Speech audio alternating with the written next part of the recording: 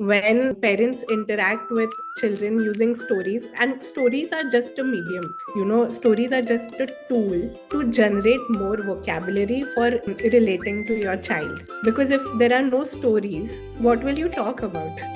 We need vocabulary, we need substance to talk about. When you go to a movie, you talk about the movie, you laugh about the movie, you think about, oh, that incident was so interesting, and you laugh, right? Even when you play, your child, when they come back, they are narrating a story. So stories are a very integral part of our vocabulary and the way we speak and the way we express, right? So what we've done is just taken that tool and used it for relational learning, right? So when this parent child interaction happens, one is that the stress level in both parents and children decreases, right? Another thing that happens is children's language development increases, cognitive development increases, right? And their attachment to parental figure, it becomes more secure.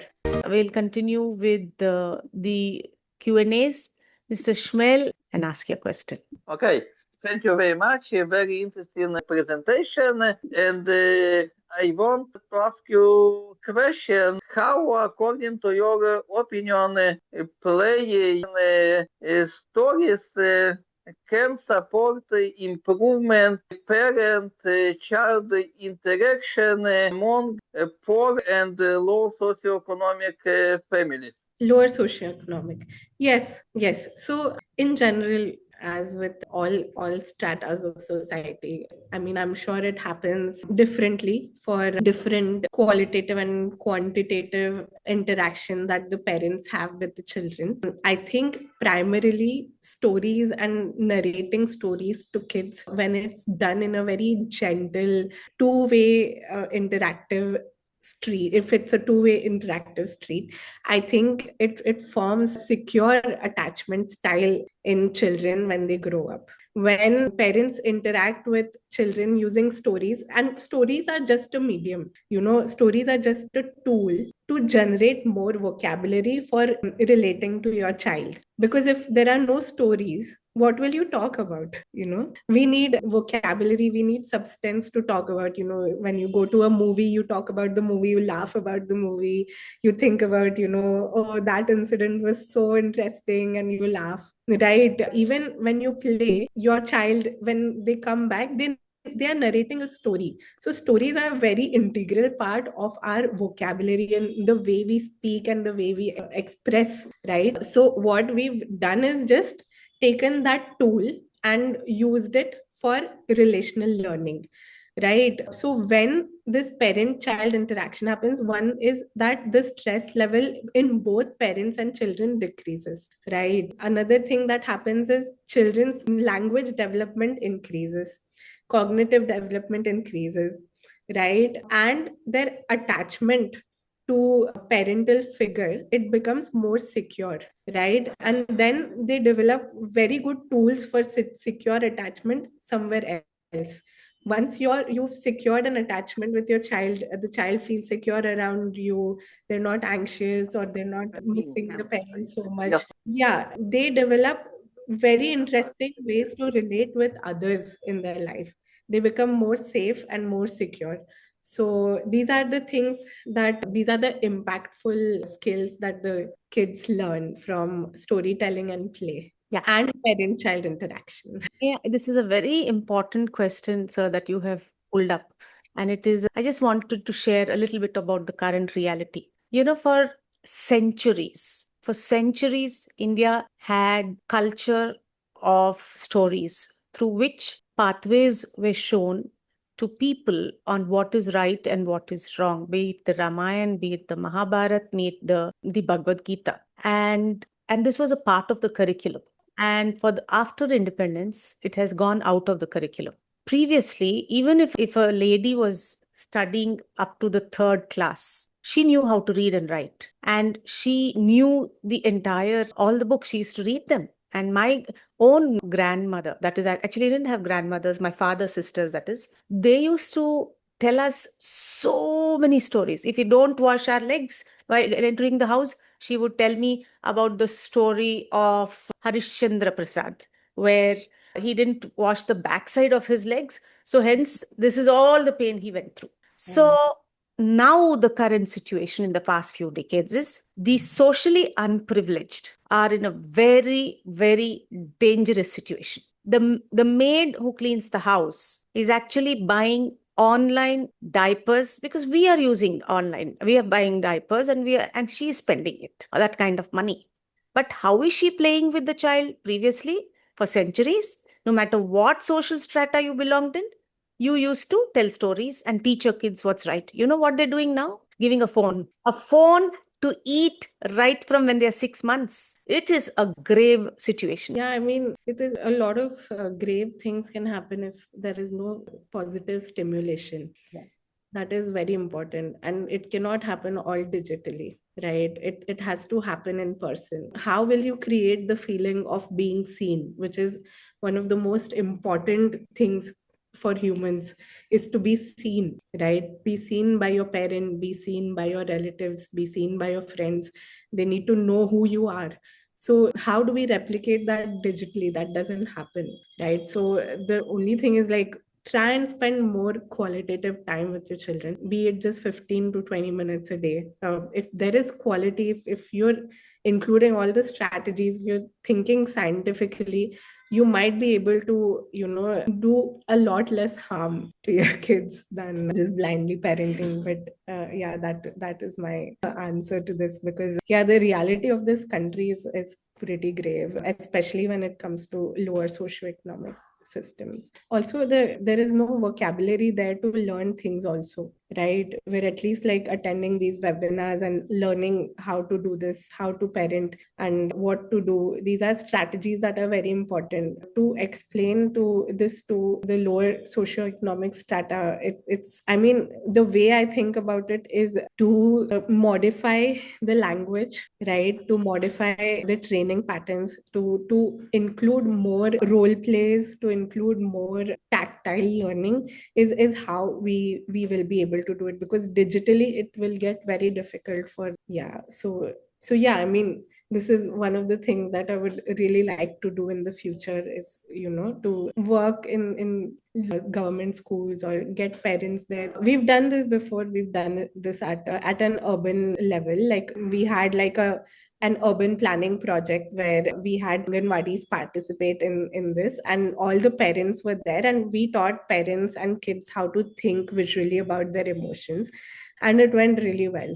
So it is possible to teach that way. It's just that you have to be very patient, and you have to have access to like Anganwadis and access to people who can also translate this knowledge to what they might be able to understand. So yeah, very interesting question though. Thank you, Shmai. I also want to add, this is not only the problem of the socially underprivileged, this is also the problem of educated parents when both parents are working, living in nuclear families. The time they're giving to their children, they're not giving time. The whole concept of what is proper. In fact, my own daughter was asking, I said, the proper way, we need to live in a proper way. We're not living in a joint family, we're living in nuclear families. I, as a mother, am overloaded. They said, just cut down your work. I mean, why do you need to have your own milk? I said, I want to grow, I have milk because outside they're mixing it with the Fevicol and other things. Why do you need to grow on your vegetables? You don't have to go buy, because outside they're not using organic. So my children say, you don't need to. Just cut down your work and live comfortably. So the whole system in the country is turned upside down. Even in educated families, the cultures are slowly deteriorating. Yeah, yeah, because of lack of this kind of storytelling. Yeah, and it's very interesting because now women have started like taking their careers seriously, and there's no doubt they should be working, be in the workforce. But then, like, yeah, like parenting has to change then. Parenting has to be now like the responsibility of both parents, not just one. So so yeah, like that needs to change, and those conversations have to be had with your family, and like, you need to have a lookout for how you're going to parent. If you're going to raise this kid, and this kid, you want this kid to contribute to themselves and then the society. So yeah, these are difficult conversations, but yeah, they need to be had. Also, Yeah, thank you very much. you make us think, Yeah. Alright. You said there are different types of play: exploratory play, constructive play, pretend play, repetitive. And your biodata also says that you have been doing a lot of a monthly program. Can you please explain a little bit about that? Yeah, the monthly program is actually paused, and we've been doing that. I've taken like a pause from the monthly program. So, what the monthly program did for us was incredible. We used to share these stories that we've written online, digitally on WhatsApp, and the parents used to narrate. And we also used to give visual PDF and an audio book along with it. Now we're expanding. We're making a new story kit, a physical story kit that you can carry anywhere, and it's gonna have tazos. If you remember tazos that we used to get in Lay's chips and stuff, so these are like round tazos that can be attached to each other, and they will have emotions on them. So you can use it as symbolic play and constructive play, and it's gonna have like a board and a storybook. And yeah, so that's what we're planning, and we're launching in January. So yeah, this is a step up from the monthly program, and that's what we're going to do. But yeah, our main stories, and we are expanding to now to play and games, and yeah, through stories is what we're going to do. There's so many board games now. I remember there's a game called Catan. Like when we were young, we had Monopoly. Now we have Catan. Yeah. So what does it teach? How to invest, how to save, how to plan for your future. It teaches strategy. Yeah. What games are actually if you see for centuries we had chess from India. We had a kind of our own style of Ludo and the beads. I mean, there are numerous Indian plays. But today's problem is mental health for the children.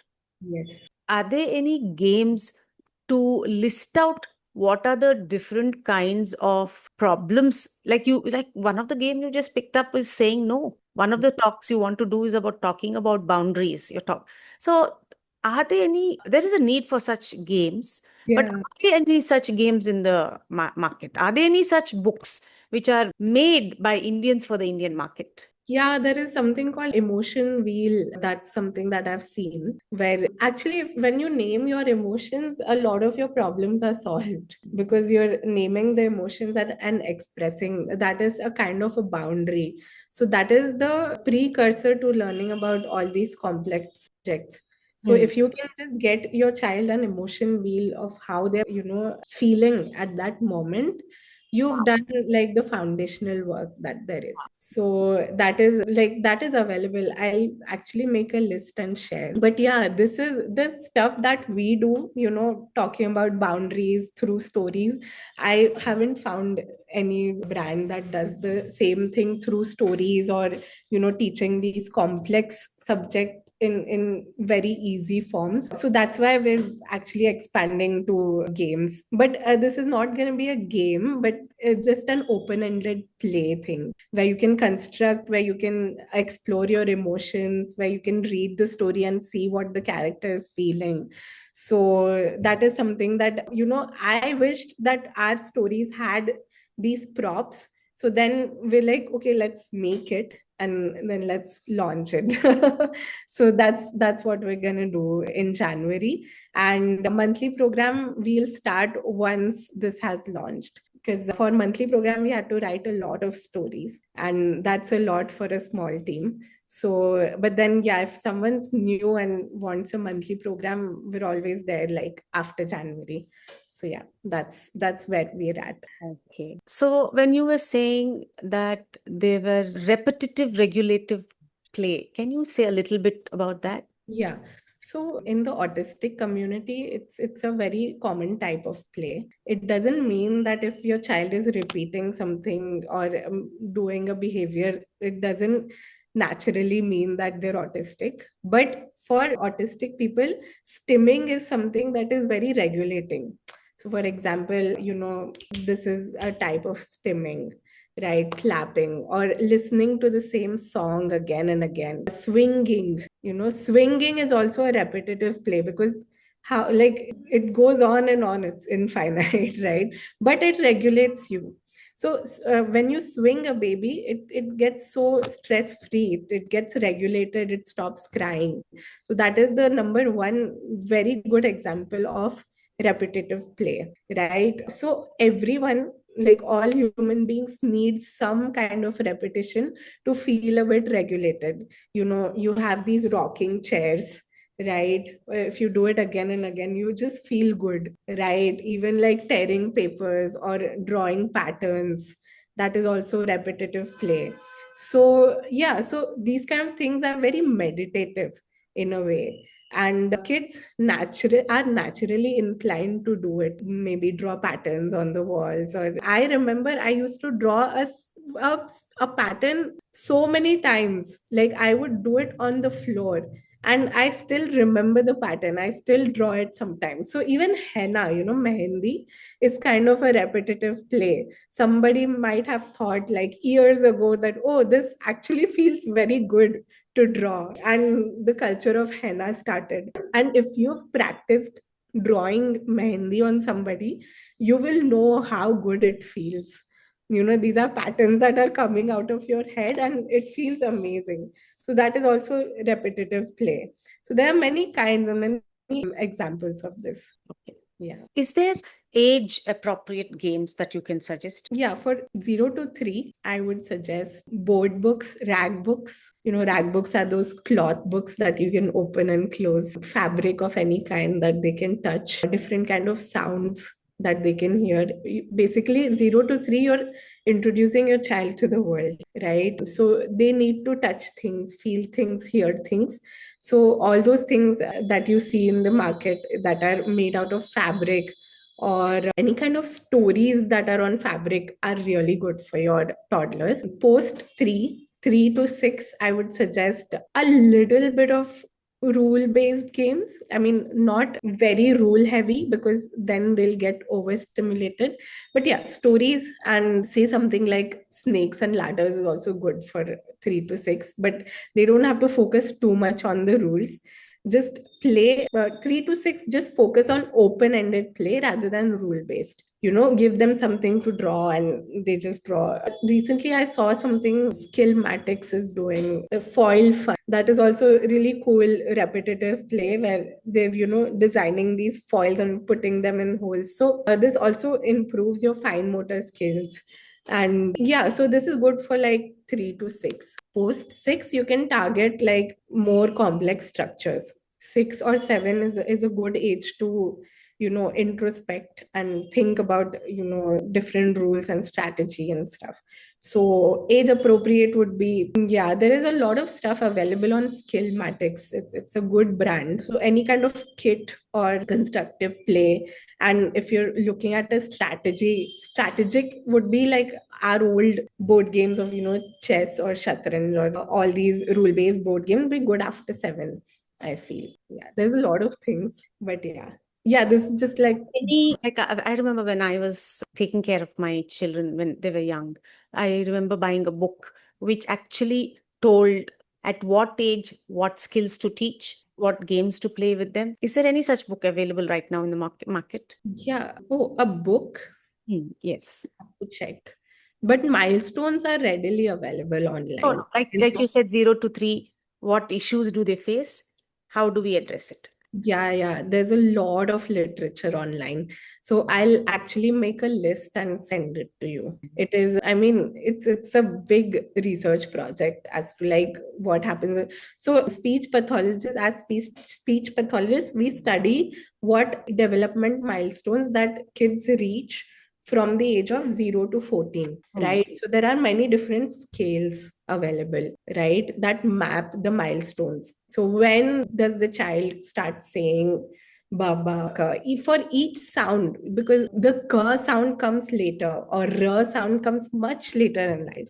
And so we map it on a sound level, we map it on a language level, we map how many words that the child needs to say by this age. So those developmental milestones are studied by speech paths. Yeah, and I'm very sure even psychologists study these things in terms of behaviors of children. Yeah, so maybe I can also share some of the scales that I've mentioned, and you all can have a look. Okay. Yeah. Then I had a very embarrassing experience when I was younger. My friend and I, both girls, were innocently playing as husband and wife using our toy kitchen set. We were caught during the game, but instead of understanding that it was just harmless role play, we were ashamed of it. Okay, that's a statement. Yeah, I did address it earlier. And I think that both parents and you also need to educate kids on safe pretend play, right? Because a lot of things can happen during unsupervised play Yes. because they're kids and they don't know better, right? So a lot of information about boundaries, bodily boundaries, saying no needs to be taken care of every day. Like almost every day you need to talk to your child about boundaries and safety and safe play, right? And then the child will have the confidence to navigate around play and what their own boundaries are. Like for example, my niece was here and she was just called by an uncle of ours, and uncle is very innocently saying sit here, but then I saw her expression that she did not want to sit. And then I like quickly called her and I'm like, did you want to sit with that uncle?